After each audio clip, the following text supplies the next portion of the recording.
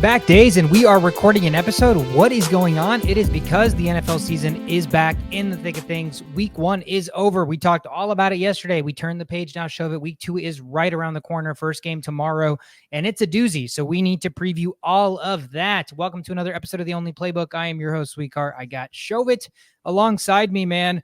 We were celebrating the 1-0s yesterday, but it's back to 0-0 today, if you know what I mean, man. How are you feeling? Feeling good, man. Yeah, you're right. It's back to 0-0. Job's not done. Like Kobe says is the best. So we got to go and grind and make sure we get all the players that we have and set our lineups like we need to. Yep, absolutely. Big episode start sits today. Boom, busts, and our hidden gems, defenses, and kickers. And obviously, we will wrap the episode up with our weekly pick'em survivor, whatever you want to call it. Without further ado, let's get into it, Shovit. Start sits. It's what everybody wants. First start sit on the board. You have Patrick Mahomes versus the Cincinnati Bengals, or Jayden Daniels versus the New York Giants. Tell me who you're starting.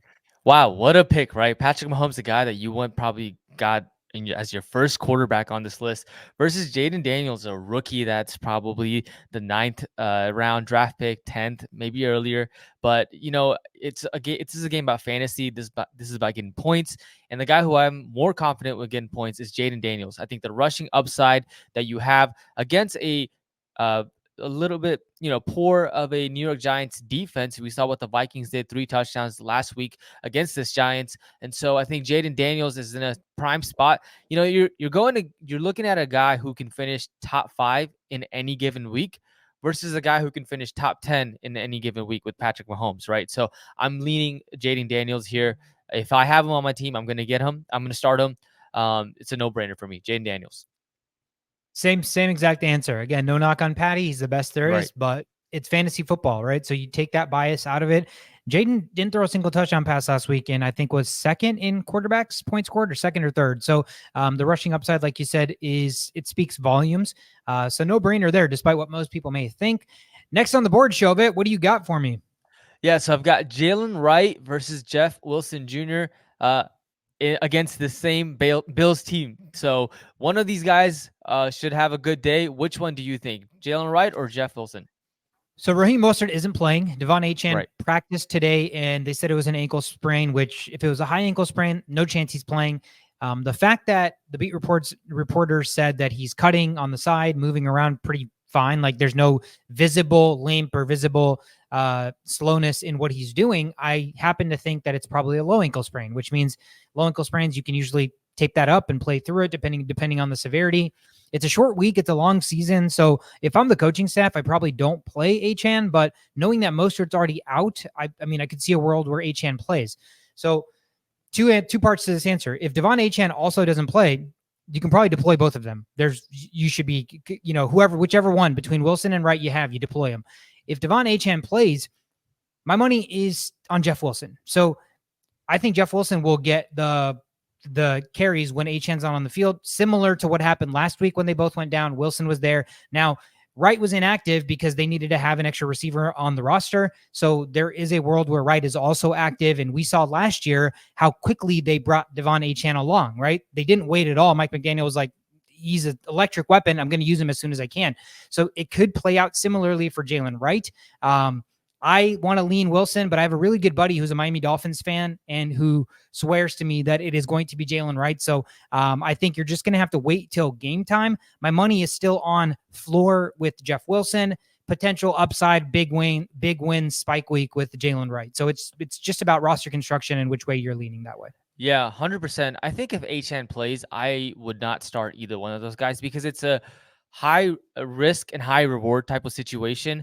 So if Achane is playing, then I'm leaning Jeff Wilson as the guy who's going to be the complimentary RB2 for this team. But if Achane doesn't play, yes, I still go with Jeff Wilson, given that, he had a very efficient ending to that last game. When he came in, good. I know he only saw probably like 5 carries, but they were efficient and they helped him. They moved the ball well to get the first downs that they needed to win that game. So I'm going to lean Jeff Wilson, and I think Jaylen Wright will be something we see in the future. But I'm interested to know what, your Miami Dolphins fan friend knows about Jaylen Wright and how they're going to use him. Yeah. We'll see after tomorrow's game if my inside sources will continue to be my inside sources or not. So stay tuned on that one. Jordan Mason looks like he's going to play another week. CMC owners are in shambles unless you handcuffed him, which you should have, because he came into the season with an injury designation. So kind of a no-brainer if you're a CMC owner, but surprisingly, some people did not do that. So if CMC is not playing, you have Jordan Mason, who's getting deployed this week at the Minnesota Vikings, who played a hell of a defensive game against the Giants in week 1. Or would you start Rhamondre Stevenson versus the Seattle Seahawks, who saw 25 carries in week 1 and was a horse? I'm inclined to give the wrong answer for this because I'm playing against you, and this is what you're going through. Jordan Mason versus Stevenson in our league. And you know what? I'll give you what I think. And I think that anytime you have a guy that's taking over CMC's role in a Shanahan offense, he should be the guy that you are inclined to start. So Jordan Mason for me against Minnesota is the guy who I'm going to start. Stevenson versus Seattle. Seattle's a tougher opponent in terms of rush defense than the Bengals were last week. So although I think Stevenson will get the Bucs, have a lot of carries, I think Jordan Mason in this offense will be a little bit more fruitful for fantasy. So I'm going Jordan Mason here. Yeah, I agree with you. Again, like you said it, the first part of what you said, when somebody's replacing CMC in the past, we've seen that running back have just as good a production. Obviously, no one can truly replace CMC, but every running back that fits into this Kyle Shanahan system is productive. Only kind of caveat to that is I was surprised at how much they used Deebo Samuel in the backfield, like a lot of running backs, especially when they've deviated away from that recently. And then there were talks coming into the season that Deebo's slimmed down. So I don't know if he's built to be the same player that he was a couple years ago. So that's the only thing that gave me a little bit of pause, but he was so efficient. It's the 49ers, taking off my homer bias out of the Minnesota Vikings. And I think it's Jordan Mason is the play. But again, Rhamondre Stevenson, I still think is a solid play against the Seattle Seahawks. Next one, Keon Coleman at the Miami Dolphins on Thursday night, or Calvin Ridley at home against the New York Jets. This one is tough, right? This one is tough because you have a secondary which is decent for both of those teams, right? You have Sauce Gardner for New York Jets, and then you have Jalen Ramsey for Miami Dolphins. So you're kind of choosing, picking your poison here on which one you like better. I like Keon Coleman against the Buffalo team that is a better offense than the Tennessee Titans are. So I'm leaning Keon Coleman. He also got most of the targets last week as well, right? So, or I might be wrong on that, but I think it was like 5 targets. He led the team in targets. Yep. He led the team in targets. So I think I'm going to go with that and, lean on Keon Coleman. And this game, both Buffalo and Miami are good offenses. Lots of points I think are to be had here. So leaning Keon Coleman for the upside this week. Yeah, I liked what I saw from Keon Coleman, man. Led the team in targets, led the team in catches, yards, I believe. And he already showcased one of the reasons why he is a first-round talent. Had a 50-50 ball, and he easily came down with it. So we talked about it, 90-10. That's what Keon Coleman is. If he lacks separation ability, he's able to make up for that by having jump balls thrown his way. So I definitely like the usage, and it's a young team that Josh Allen is trying to find somebody to build rapport with, right? So week 1, you saw a pretty fluid Keon Coleman. Calvin Ridley, it's the Jets. I'm going to fade Sauce Gardner. I'm going to fade Will Levis after I saw that shovel pass that got returned for a pick 6. Like clearly, this man, in my personal opinion, is not built to be an NFL starting quarterback. The Bears defense is very underrated, so I know it's 1 week, but I don't know that Calvin Ridley is going to consistently get boom weeks. I don't trust the quarterback. I don't even trust Calvin Ridley's talent. And then you pair that with the fact that he's going to go against probably the best cornerback in the NFL. So to me, I lean Keon Coleman, but I don't know what really your expectation is of either one in this situation.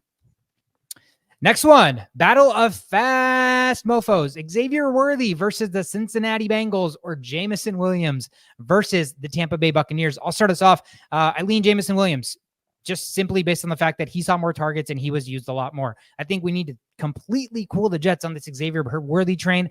It was electric. He is incredible when he has the football in his hands, but there are so many limitations to his game that everything we're remembering right now is 3 touches, 2 touchdowns, and he's fast as hell, right?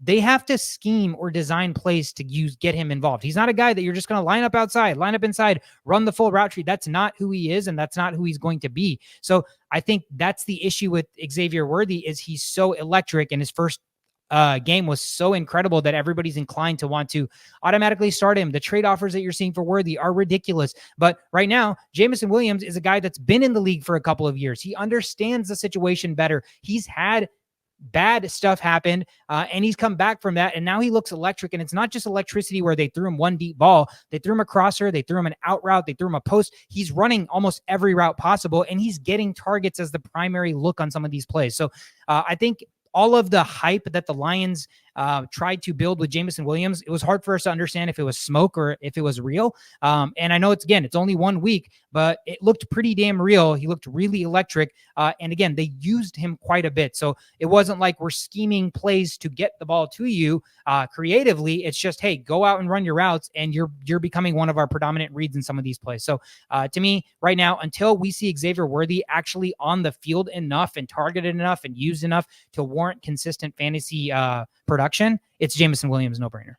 Yeah, for the guys that are going for Xavier Worthy, it doesn't help that Hollywood Brown is also coming back this week as well, right? So you have Rashee Rice, Hollywood Brown, Kelsey should be getting back into his normal form, Noah Gray's in the mix, and you're playing against a Cincinnati team that is really good, or not really good in terms of run defense goes. So you can see Pacheco taking over this game as well. But I am still leaning Xavier Worthy. And the reason I'm leaning Xavier Worthy is because of matchups, right? You could see one of those like Deebo Samuel situations for Xavier Worthy where he gets one of those running plays and finds a way to get into a touchdown. Kind of like what he did last week, right? I understand that he might not get the targets that you want, but I think that there is still a chance for him to find the red zone for you to be successful with starting Xavier Worthy. I understand that Jameson Williams is probably the safer pick here, but Xavier Worthy's upside against this poor Cincinnati run defense where they can just do an end around and get him to have big gains, I'm sort of banking on that. So I would be okay with starting Xavier Worthy here. Despite Jameson Williams being a safer pick. What you're saying, if I'm understanding the situation, is you're banking on him getting a scripted touchdown deep run versus somebody who has voluminously seen more targets and more ingrained in the offense. I also think that the Tampa Bay Buccaneers defense pass defense is a lot better than, it's good enough to be competitive, and we'll see if that stops the Lions. The Lions are a great offense, right? But, we could see a big Amon-Ra St. Brown day that we didn't see last week, where Jameson Williams kind of was a benefactor of that. So more Amon-Ra St. Brown, less Jameson Williams, and I'm leaning on that home run with Xavier Worthy. Real quickly, before we leave this topic, I just want to real quickly look up Jameson Williams' 40-yard dash, because I feel like people forgot that this guy is probably almost identically fast to Xavier Worthy. So this home run also exists with Jameson Williams. Is the only thing that I'll say there. Again, no knock on your opinion. You're allowed to have it. But again, the guy touched the football 3 times. So for us to say you're comfortable starting that guy over a guy who saw majority of snaps, right? Like he was on the field more. That's the first thing. And he's whether he becomes the third target in the offense behind Amon-Ra and Laporta, and maybe even Gibbs. He's a fourth option, right? Potentially. That's almost identical to the situation of Xavier Worthy, except for the fact that you have a Hall of Fame tight end. That's probably the first target, right? You have Rashee Rice, who after week 1 and after 8 weeks of last week, we've seen is also a target hog, because him and Kelsey almost kind of run similar routes and stuff like that. And then you also mentioned Hollywood Brown, who is a great deep threat. So it's almost like they're in similar situations for pecking order. It's just about which situation, I guess, which offense you want to trust. So again, I don't think you can go wrong personally, because it's just such a small sample size. But again, I don't know. I still would lean Jameson Williams here, but we shall see what happens here. Shishot sent in a pretty crazy one here. I don't know if he broke it down into 2 matchups each, or if it was just like 4 receivers and he was telling us to pick one. So I was a little confused on that one. But what he had sent was he wanted us to go Michael Pittman versus George Pickens, and then he had Terry McLaurin versus Cortland Sutton. So I didn't know if that was 4 receivers and he wanted us to pick one, or if that was Pittman versus Pickens and McLaurin versus Sutton. So I'm going to go on the basis that it was Pittman versus Pickens and then McLaurin versus Sutton, because I think he edited his text. So Michael Pittman Jr. versus George Pickens. Shove it. Where are you leaning? Yeah, man, this is tough because Michael Pittman Jr. is going to be shadowed by Jair Alexander, and then George Pickens will probably be shadowed by PS2, right? So, if I had to choose one, give me George Pickens in this scenario. Give me George Pickens of a guy who can catch 50-50 balls, who commands. He's going to be the guy in this receiving corps that gets most of the targets. Where Michael Pittman, you have Josh Downs coming in. You have Adonai Mitchell that's also up and coming. He had the best separation score out of all receivers last week. And, Anthony Richardson just loves to throw the ball deep, right? There's a lot of targets for Michael Pittman, but those can only probably get you 4 catches, 50 yards, that kind of stat, right? So give me the home run hitter with George Pickens. And, even though PS2 is going to be guarding him, I think George Pickens has a better day than Michael Pittman does. Right on cue, Shisho. We were just on the first one that you had sent in, so I need clarification from you because you had initially said Pittman, Pickens, McLaurin, but is it Pittman versus Pickens and then McLaurin versus Sutton, or do you have all 4 of those receivers and you need us to pick one? I know who I'm going to start. I just wanted to know who you guys thought you would start if you were in that situation. I have all 4 of those receivers. And you need to start 1 or 2? Start 2 of them. So out of those 4 receivers, you need to start 2 between McLaurin, Pittman, Pickens, and Sutton. Yep. All right. Nice. So Shobit, you said between Pittman and Pickens, you would go Pickens. So I'm going Pickens. Between McLaurin and Sutton, where are you at? Between McLaurin and Sutton, give me McLaurin versus the Giants. The Giants defense last week kind of showed itself against the Vikings, and I think he has a better chance to, against this defense, give me McLaurin. Yeah, I don't trust anything about the Broncos quarterbacking right now. Bo Nix looks awful. I mean, I think he had the most attempts for the least yards of anybody in the NFL, which, holy shit, guys, that's almost exactly what he did in 4 years of college. So why is anybody shocked? Is anybody shocked? Hopefully not. But anyways, I think Terry McLaurin is the no-brainer. I think the Giants defense is disgusting. Me and Chauvin have been hitting this home about which defense is more disgusting between the Commanders and the Giants. So I think that's a no-brainer between TMC. The idea of Pittman versus Pickens is a little bit more intriguing for me.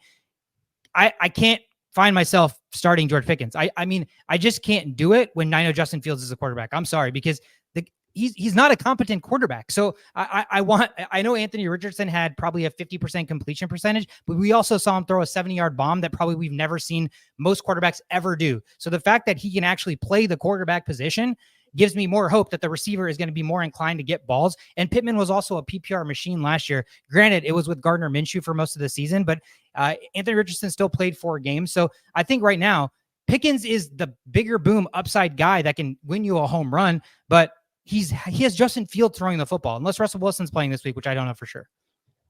So, Shisha, I'll let you add on to that. Yeah, so a couple of things on some of these players. Did you guys touch in? So you were talking about Sutton. So Sutton actually had the most air yards out of any wide receiver this whole week, right? Nobody else had more air yards. Even those deep bombs to some of those other receivers in the Colts land and some of these other players.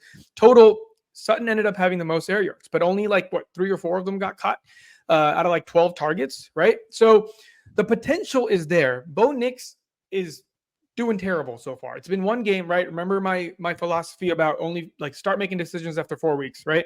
Some people can't afford that. You start 0-4, you're screwed, right?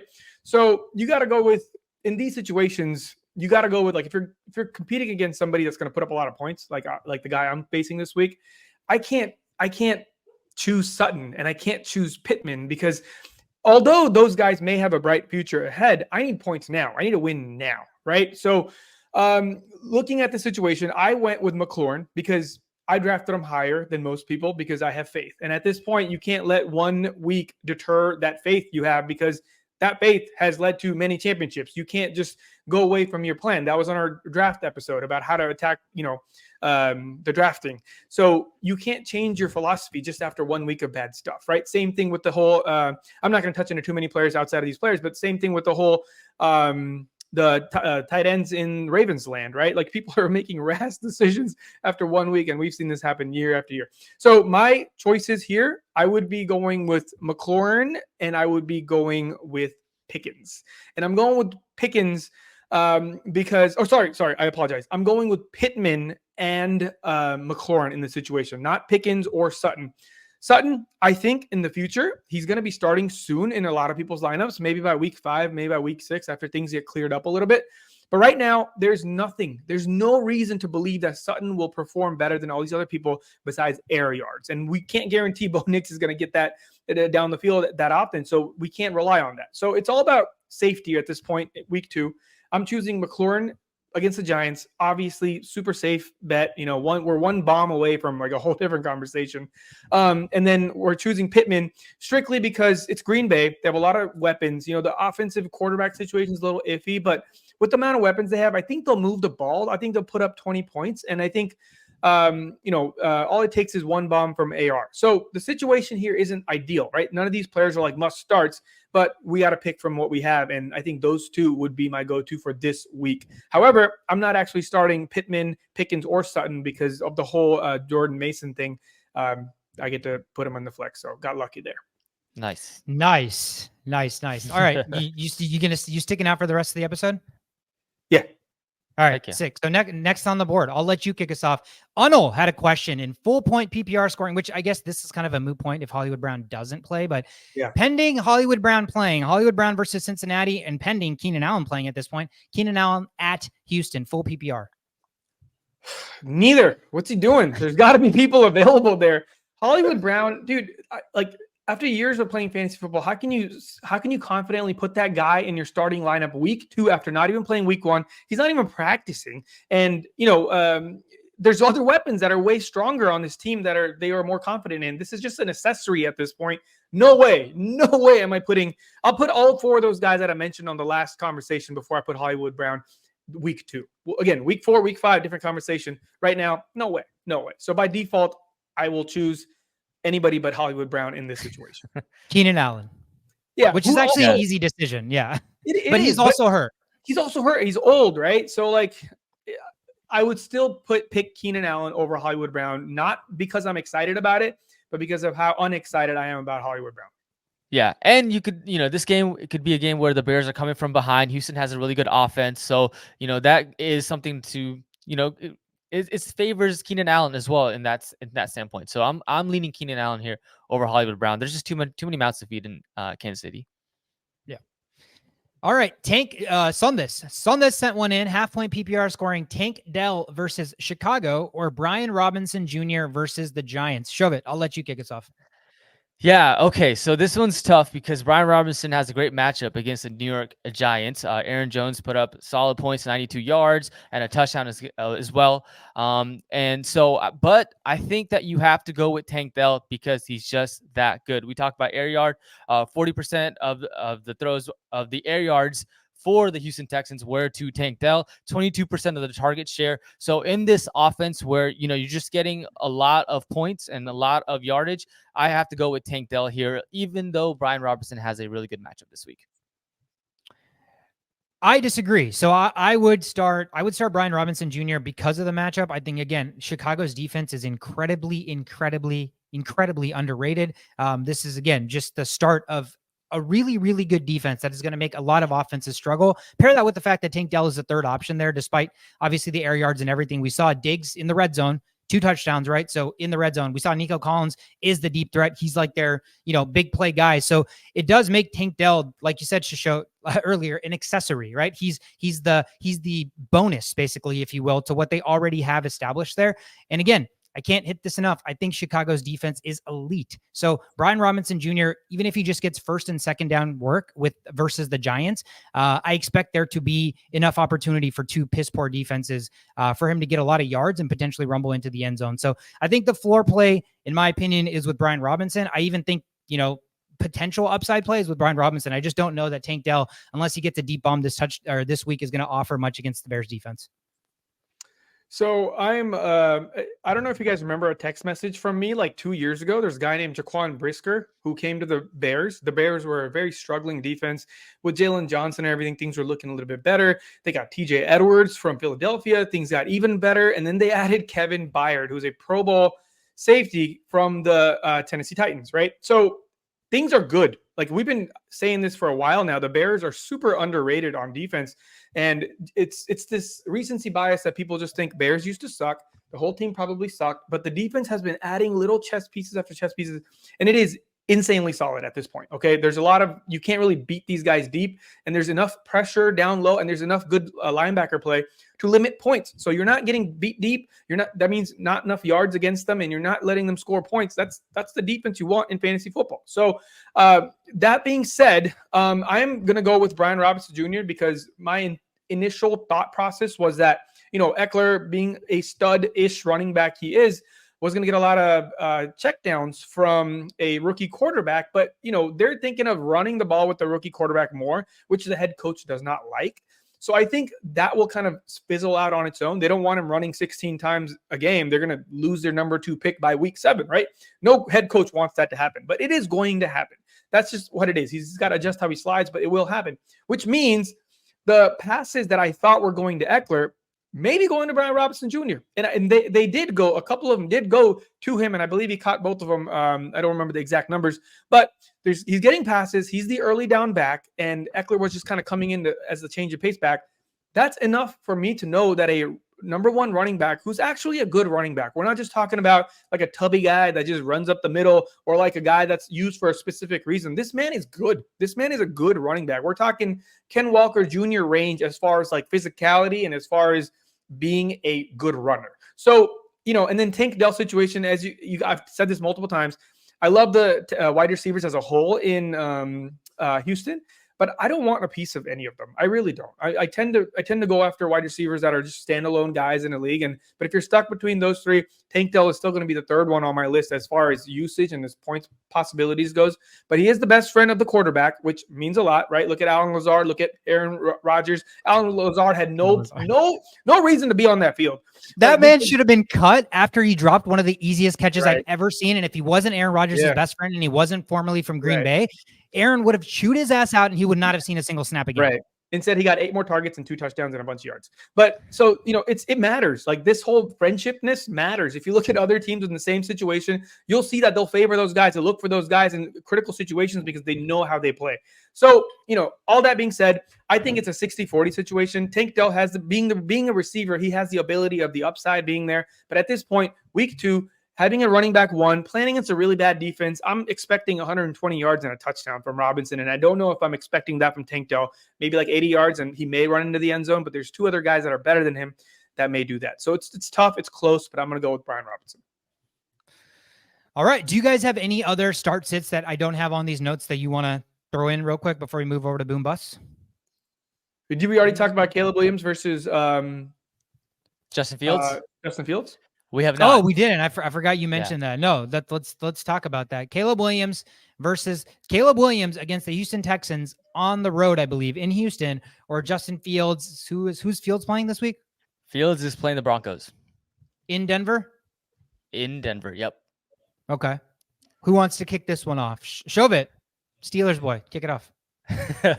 Yeah, I'm going to go with Justin Fields here. I think that we know enough about Justin Fields' rushing upside that we didn't see from Caleb Williams last week. Caleb Williams looked like what Justin Fields looks like when he doesn't run and gets sacked all the time. He was kind of running all over the place. And so I'm going to lean Justin Fields. There'll be plenty of rushing opportunities here. And, they definitely have to do better at getting the ball off quicker for Justin Fields. That's something I think that they'll work on. But the rushing upside is higher to me with Justin Fields than is with Caleb Williams. So I'm leaving Justin Fields here. Show.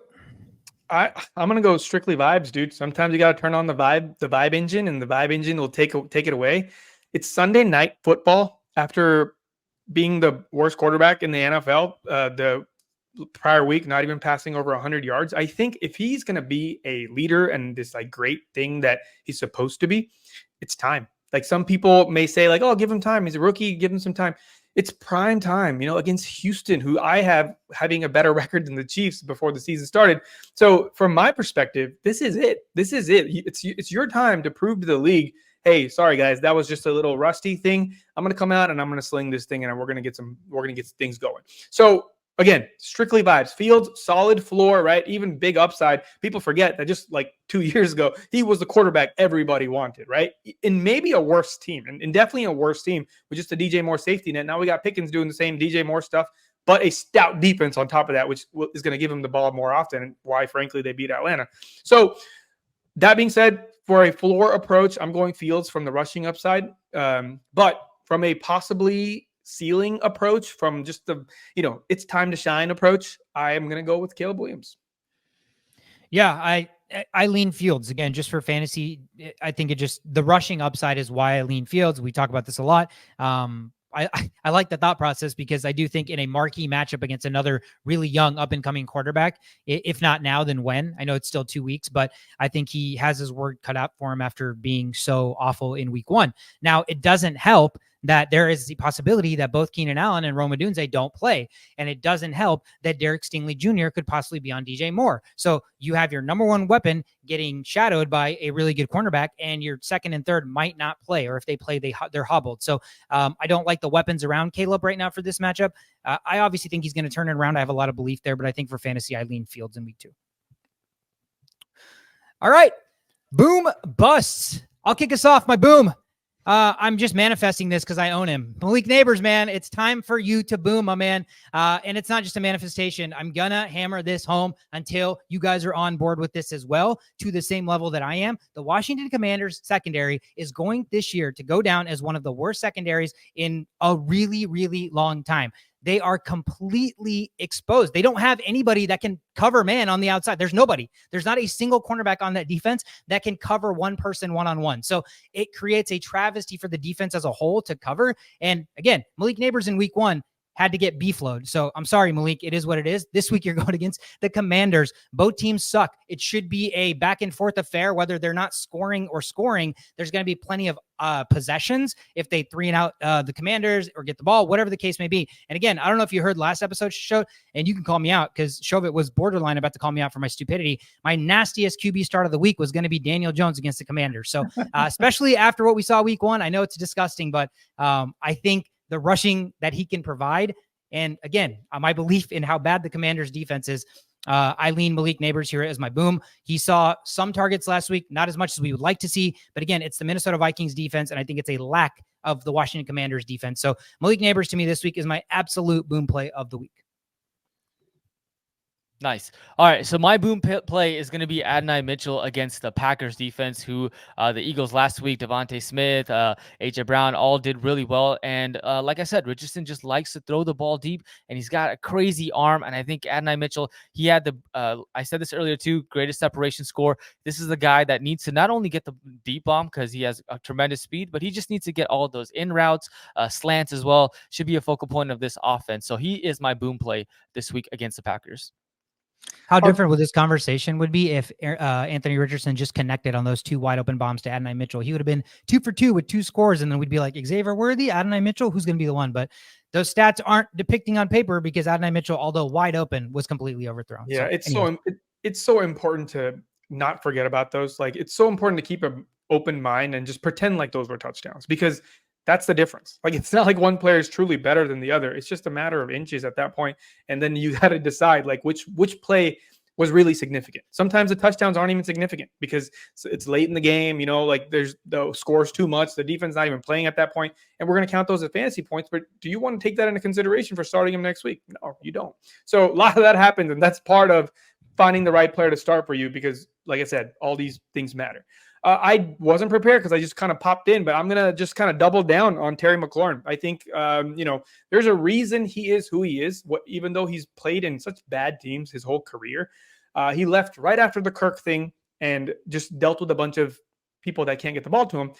Yet he's still a household name, right? A lot of people still like him despite the top 10 play. So I think, again, week 2, week 3, it's still growing pains, but there's certain things you must do as a team. And that is give the ball to the one player that may take you to the promised land. And there is nobody better on that team that can do that than Terry McLaurin. I think they established a run early, and I think they used that to their advantage. And I think Terry McLaurin has some space against this New York Giants piss poor defense. So I think nothing short of 15 points is a failure in my eyes. Therefore, he will be my boom player of the week.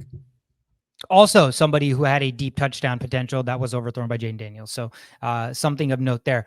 My bust pick of the week is the Green Bay Packers wide receiving core. Why? Because Malik Willis, in short notice, after being signed mid-offseason into this complete new offense that Matt LaFleur runs, which is complex, is going to be starting. What do we know about Malik Willis? The guy cannot play the quarterback position. So if you had Jayden Reed, if you have Christian Watson, Romeo Doubs, you're crazy. You have Dontavian Wicks. You aren't starting a single Packers receiver this week. They are my complete bust potential. I think the playbook is going to be 100% simplified, run the ball with Josh Jacobs quite a bit, and then hope for the best and play some good defense. So Green Bay Packers, I know Jayden put 33 points on the board, so how could you possibly bench a guy who just put 33 points on the board? Well, if there's a quarterback that doesn't know how to throw the football to him, that's how you bench him. So that is my bust. It is the Green Bay Packers receiving core.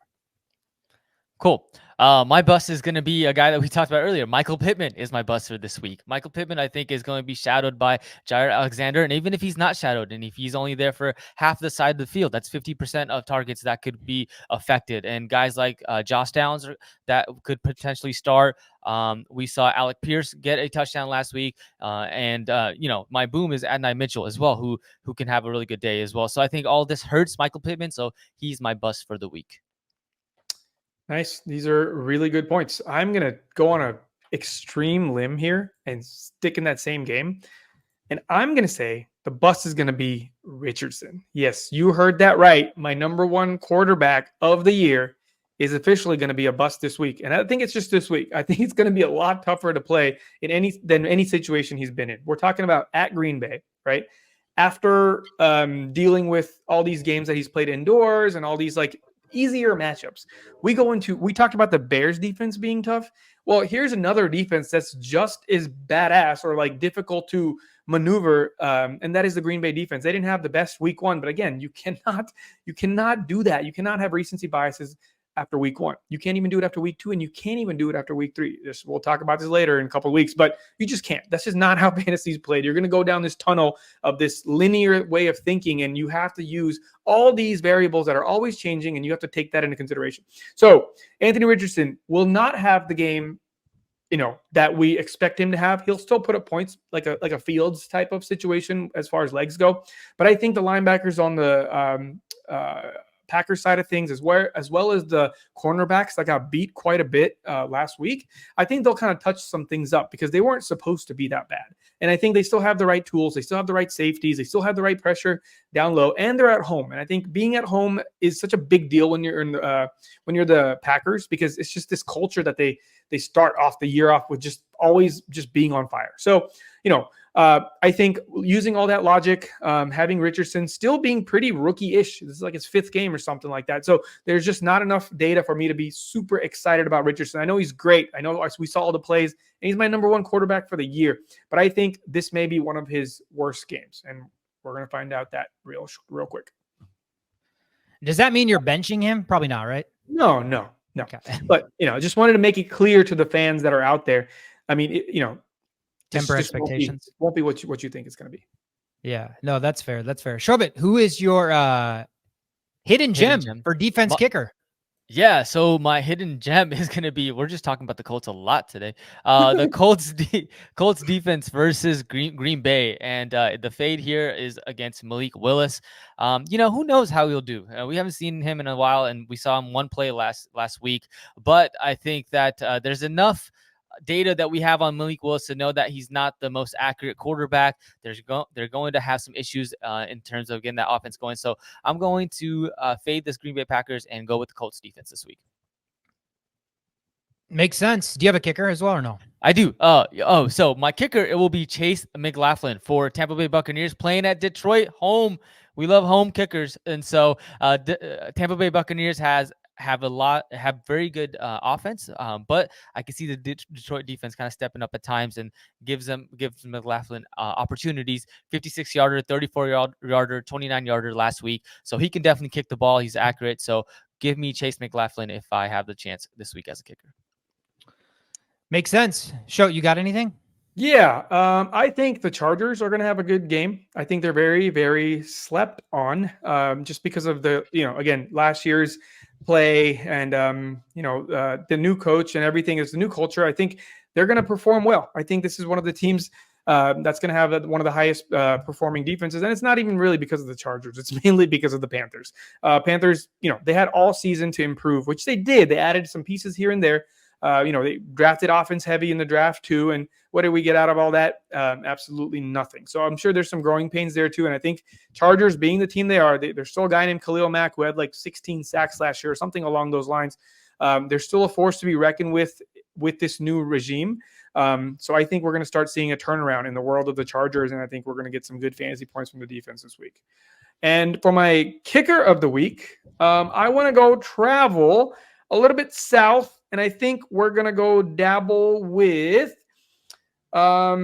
well, we're going to stay up north in the NFC North. We'll stick with Cairo Santos. We're going to stick with Cairo Santos mainly because of all the things I said about Caleb Williams earlier. I think he will do what it takes to move the ball this game. I just don't think he will do what it takes to drop 4 touchdowns.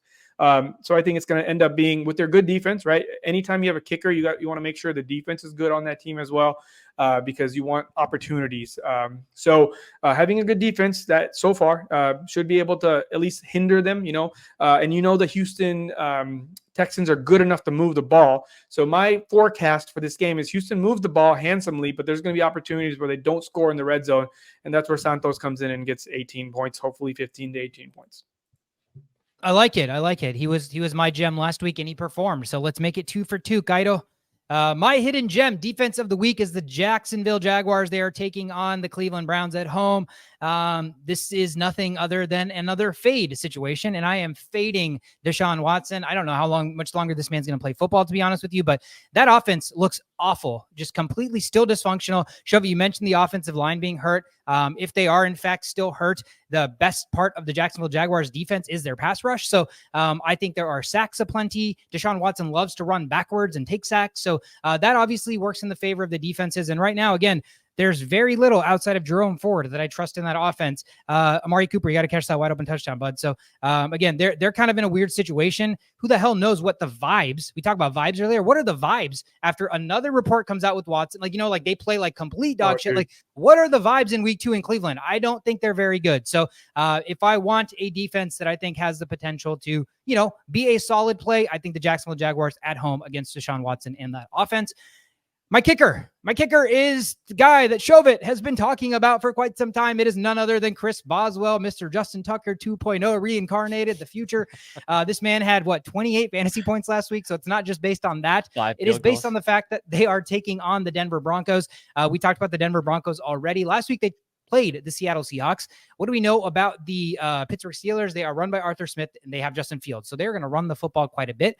The Seahawks absolutely gashed the Denver Broncos last week, ran for 146 yards on the ground. Now, I love all of that, but I just also don't trust Pittsburgh's ability to finish in the red zone and score touchdowns, which means what's going to happen? Chris Boswell is going to kick another 5 field goals this week at least. So Chris Boswell is going to be my hidden gem kicker of the week. All right, guys, let's end it with our weekly pick'em. Last week, we already talked about it. Shishok had the unreal upset. I mean, I don't know. I think if you had talked about Vegas money on the Cincinnati Bengals against the Patriots, it was probably like 98% to 2. So one of the crazier upsets of the week. But this week, we each are going to pick another team. Again, it's not going to be Survivor because if we all lose in week 3, then the game is over. But this week, I am going to take the Baltimore Ravens. They are hosting the Las Vegas Raiders and Gardner Minshew at home, coming off a loss against the Chiefs. I think the Ravens are hungry to get their first dub. Shishot, who are you taking? I'm taking the Chiefs because I'm beating on the same wagon. I told you guys like 2 months ago about Joe Burrow's hand, and here we are watching it happen in front of us.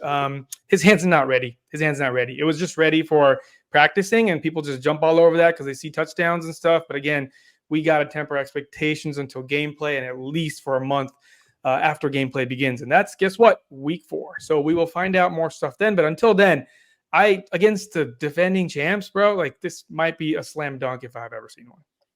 Yeah, and did you see that video about Joe Burrow? And they asked him in the interview afterwards where during mid-game, he's like doing all this stuff with his hand. And then at one point, he goes to grab a water bottle to drink it. Or Gatorade bottle, and he grabs it so unorthodoxly, like not how you would typically grab a Gatorade bottle, but he grabs it from the top and then he uses his other hand to grab it. And it's like a water bottle. It's like light as hell, right? So there's no reason for him to do that. And it got caught on video and they asked him about it. And obviously he downplayed. He was like, I was just drinking water. I don't know what you mean. But if you watch the replay, there is something weird about it. And kind of all the dots connect back to the hand. So I definitely think it adds up. Yikes. That's not good. All right. So, moving on, my pick is going to be the Chargers against the Panthers, fading the Panthers, fading Bryce Young. He's just not looking like the QB1 that they went out and drafted. So I think the Chargers run offense is going to be, it's going to be tough against the Panthers to win this game. So Chargers is easy money here for me. Ravens for me, Chiefs for Shishot, and Chargers for Shovit. That is it for the week 2 preview episode. Thank you guys so much for tuning in. Hopefully you started the year 1-0, but if you started the year 0-1, it is so early that you do not need to panic. What you need to do instead is listen to this podcast all year, and we are going to guide you to your championships. Again, if you're watching, hit the like, hit the subscribe. You can listen to us everywhere you get your podcasts. Instagram, Twitter, TikTok is where our socials are. All of our Twitters are underneath our names. I'm Sweetcard, that is Shovit, and that is Shishot. We're the only playbook. Enjoy week 2. We will see you guys next week.